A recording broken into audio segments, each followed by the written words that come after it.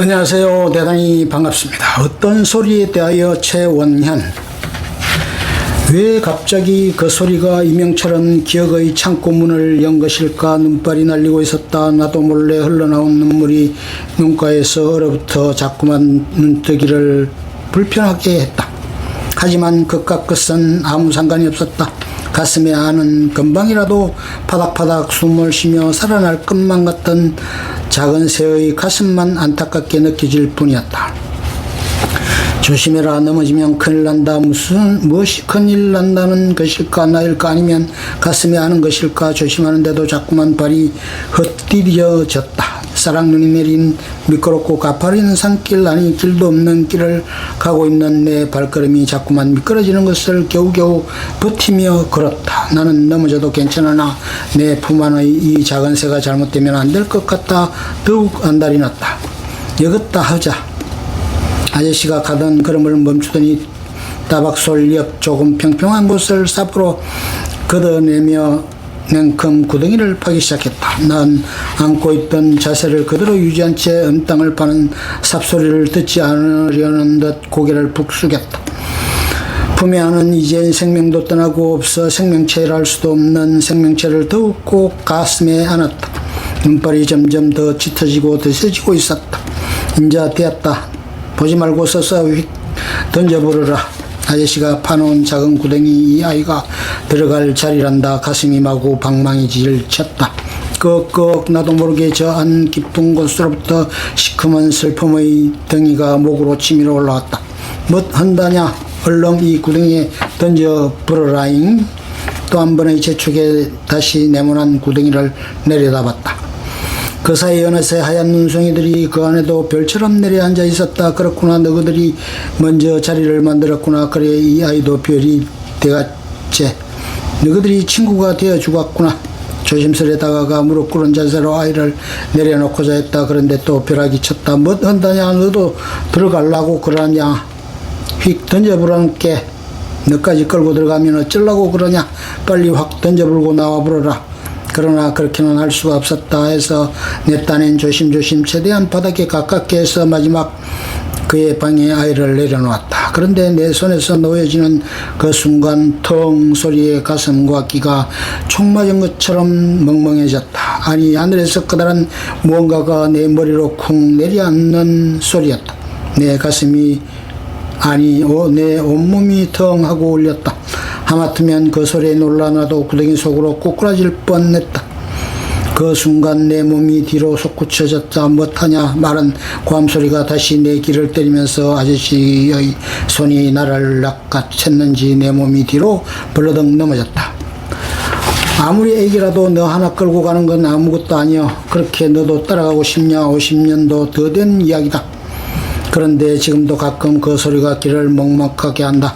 작은 생명체가 이 세상을 떠나며 내게 남긴 마지막 소리였다.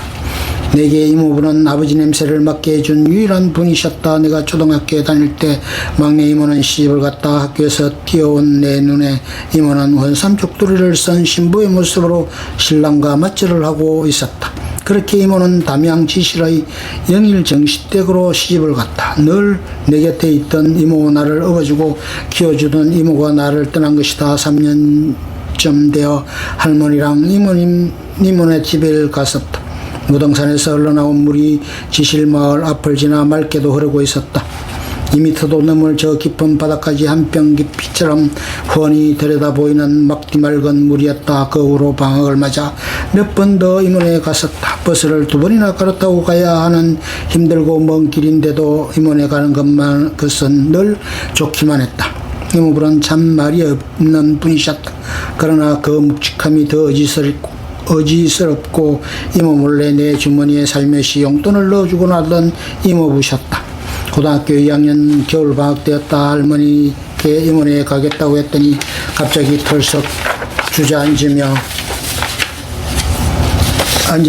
내 손을 잡고는 너가 이쑥 죽었다 하셨다. 난 처음에 무슨 말인지 알아듣지 못하고 할머니 뭐라고요? 하고 되물었다. 너가 이쑥이 죽었단 말이다 하시는 게 아닌가. 할머니의 울음 속에 나는 멍해져 아무 말도 할 수 없었다. 이모부가 가시다니 왜 무엇 때문에 나는 그 길로 담양지실 임원회로 향했다. 나주로 나가는 버스를 타고 다시 광주로 갔다가 담양까지 가는 길을 어떻게 나갔는지 모르게 갔다. 저만치로 당산 나무가 보였다. 이번에는 그 뒤쪽 관사에 산다 집은 인기척도 없어 보였다. 그런데 가나다란 애기 울음소리가 들리는 것 같았다. 방문을 열었다. 이모가 마치 유령처럼 앉아있었다. 이모 나 왔어 했더니 겨우 고개를 돌려 나를 쳐다봤다. 왔냐? 그리고 그게 전부였다. 반가움도 의아함도 없는 무표정으로 멍하니 다시 창문만 바라볼 뿐이었다. 영원히 떠난 사람 같았다. 방 한쪽 구석에서 아기가 울고 있었다. 울림도 없다는 듯 잦아드는 울음이었다. 다가가 아이를 안았다. 순간 아기가 아니라 불덩어리였다. 너무도 놀라 나도 모르게 아기를 안고 냈다. 달렸다. 버스 정류장께에 있는 이모 친구가 하는 약국에 이르러 아기를 내미니 아저씨도 놀라 빨리 광주 큰 병원으로 가라 했다. 다시 달려가 이모에게 그 사실을 알리니 여전히 정신없이 멍한 상태로 남아 주섬주섬 옷을 걸쳐 입었다. 택시를 부르려는데 마침 버스가 왔다. 택시가 오길 기다리는 것보다 버스가 빠를 것 같았다. 버스에 올랐다. 자리 하나가 있어 이모부를 앉히고 나는 아이를 안은 채 버스에 흔들리며 갔다.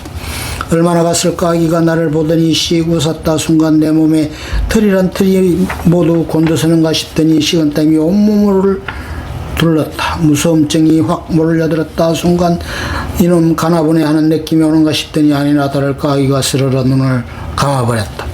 병원 응급실로 냅다 달렸다. 숨이 멎은 지 15분이라 했다. 어찌해 볼 방도가 없었다. 터덜터덜 할 일 없이 다시 아기를 포대기로 안은 채 안고 나오는데 누군가 순산하셨나 보네요 했다. 순산 참 사람들은 편하게들 생각한다. 아니 좋은 쪽으로 생각하는 것일 수 있다. 그렇게 숨이 떠난 아기를 안고 이모와 집으로 왔다. 이웃에서들 왔다가 이 상황을 보고는 동네에 알렸다. 아기는 그것도 죽은 목숨이라고 윗목에 둘한다. 동네 친척 두 분이 돕겠다고 나섰다. 이모는 아들만 셋을 뒀다. 이모도 딸을 갖고 싶어 했다. 이모도 딸을 원했다. 딸을 낳아서 자신이 못 입어본 여학생 교복을 꼭 입혀보고 싶다고 했었다. 계집이 무슨 공부냐던 시대였다. 그래도 큰이모는 어떻게 학교에 들어갔던가 보다. 큰이모가 학교에 가면 작은이모는 몰래 그 뒤를 따라가 유리창 너머로 동양 공부를 했다고 한다.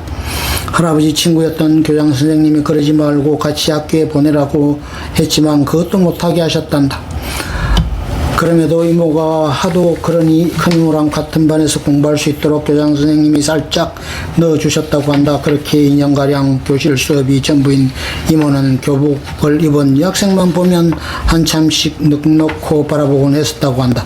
자신이 못 이룬 난을 딸을 통해 풀어보려 했던 이모, 그리고 딸 하나 키우고 싶다던 이모부의 소망 속에 다행히 아이를 갖게 되었는데 출산 한 달을 앞둔 추석 전날 이모부가 사고를 당했다고 한다.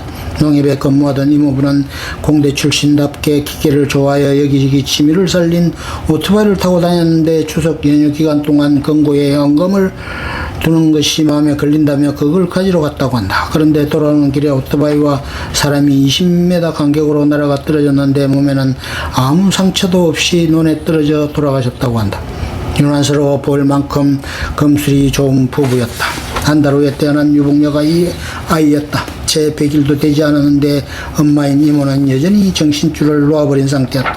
새 아이는 큰 엄마로 보내놓았지만 젖먹이는 어쩔 수 없어 같이 두었는데 엄마가 정신이 없어 저 모양이라 아기에게 젖도 제대로 주지 못하다 보니 일이 된 것 같았다. 이모는 하루 종일 멍하니 창밖만 바라보고 있으면서 밥도 챙겨 먹는 둥 마는 둥 그러길 석 달째라 했다. 엄마가 그러니 아기가 영양실조에 급성 폐렴으로 이렇게 된 것 같았다. 이름조차 가져보지 못한 아이 아빠 얼굴은 그냥 엄마 품에조차 제대로 안겨 따뜻한 젖한모금 맘껏 먹어보지 못한 채 그렇게 가버린 것이었다. 나도 아버지 얼굴을 모른다. 동난 중에 태어나 돌달에 돌아가신 아버지였으니 나도 아버지 품에 한번 못 안겨 보았을 것이다. 이심전심 동병상련으로 아기가 더욱 안쓰러웠다. 그런 아기를 이 추운 날 차가운 땅 속에 묻어야 한다는 생각에 내 마음이 어땠을까. 소리란 공명일 때 더 크게 들리는 것 같다. 어떤 소리는 무섭고 어떤 때는 안도감을 준다. 어떤 때는 소름이 끼칠 만큼 싫고 어떤 때는 하늘의 소리처럼 환상적이고 듣기 좋다. 어떤 때는 그렇게 듣기 싫은데 어떤 때는 너무나도 행복하고 그리운 소리가 된다. 하지만 그날 아기를 내 손에 놓는 순간에 들리던 그 소리는 내게는 세상의 어떤 소리보다 크고 무서운 소리였다. 바람결에 사운되는 댄잎 소리도 아니었다. 겨울밤 눈을 떴을 때 하얀 달빛 아래 떨던 문풍지 소리도 아니었다. 솔잎 사이로 불어오던 솔잎내 나는 솔바람 소리도 아니었다. 늦은 저녁 마실에서 돌아오시던 할아버지의 대문 여는 소리도 아니었다.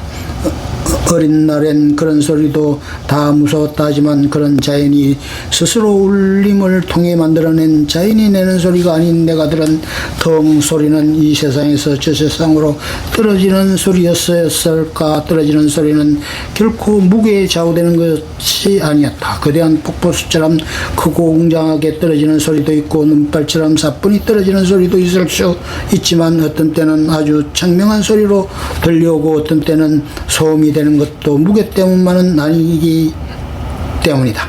그날 그 소리는 그가 내게서 정을 끊고 떠나는 소리였다. 그 어린 것이 뭘 안다고 그렇게까지 했을까. 그러고 보면 처음 본 내게 내 가슴에서 씩 웃어 보이던 그 웃음도 그런 게 아니었을까. 오빠 고마워. 그래도 오빠가 이렇게라도 해줘서 고마워. 하지만 여기까지만이네. 잘 있어. 그 어린 것이 그렇게 나를 만나자마자 떠나면서 보낸 마음씀이라고나 해야 할까. 사실 그때까지 난 이미 형과 아버지, 어머니를 그리고 큰 이모부와 작은 이모부까지 차례로 떠나버려 보낸 이력이 있는 상태였다. 이름조차 가져보지 못한 그 아이를 떠나보는 데는 더 어렵지 않을 법도 했다. 헌데 내가 정작 철이던 후의 첫 이별이라 이리 깊이 그리고 충격으로 왔던 것이었을까. 그런데 갑자기 그 소리가 반백년도 더 지난 지금에 왜 생각난 것일까. 그리고 보니 이모가 가신 달이다. 맞다. 이모가 돌아가셨다는 소식을 받고 내려갔더니 영정 속에서 환하게 웃는 얼굴로 이모는 내가 왔냐 하셨다. 세월이 가면 잊혀지는 게 있고 세월이 가도 잊혀지지 않는 것이 있다. 어머니 대신이었던 이모가 생각난 것은 아무래도 이모에 대한 그리움이 이모가 가신 달을 맞아 내 잠재의식 속에서